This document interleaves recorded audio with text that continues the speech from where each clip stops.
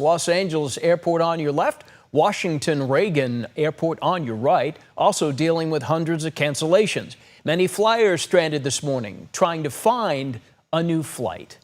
ABC 10's Jay Strubberg now joins us with a live look at the cancellations we're seeing on a national scale. Jay? Yeah, well, it's important to look at this from a national perspective. According to FlightAware, more than 800 flights within, into, or out of the United States have been canceled so far today. Here's how those flight cancellations will work. American Airlines, beginning today, will cancel about 220 of its 6,000 daily departures. United, fewer than 200 per day through Sunday. Delta, 170.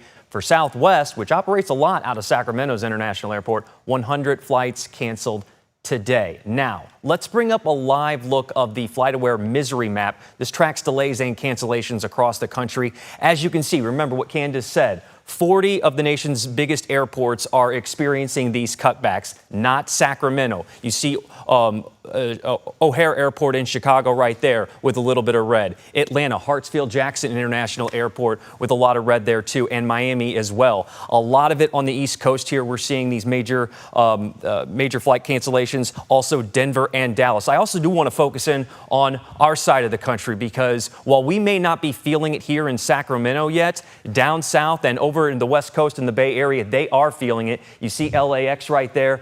They have 27 flight cancellations this morning going out of LAX. Also right here, San Francisco, the Bay Area. If you have some friends, some loved ones who are flying out of the Bay Area, you might want to check in with them and see how their flight situation is going.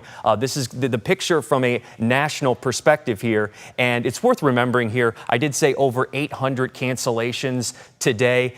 If you're wondering where does that stack up on a normal day's schedule, anywhere from around 250 to 500 flights on any given day, although that's just an average because a lot of things can happen in any given day. So it's outside of that range. It's unusual right now, but we're certainly starting to feel the impacts of this shutdown. And Walt, it bears repeating again, back in 2019, there were several air traffic controllers that did not show up to work, and it caused some major disruptions at airports. LaGuardia even shut down temporarily, and not long after, that's when lawmakers reached a deal and ended the shutdown.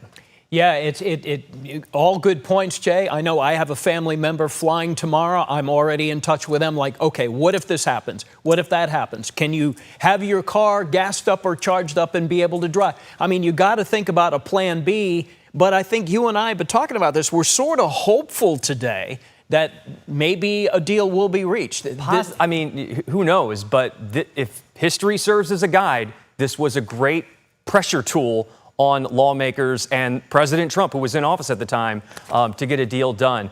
But right now, we're kind of, like that woman said, fingers crossed, just hoping everything goes okay at the airport. Yeah.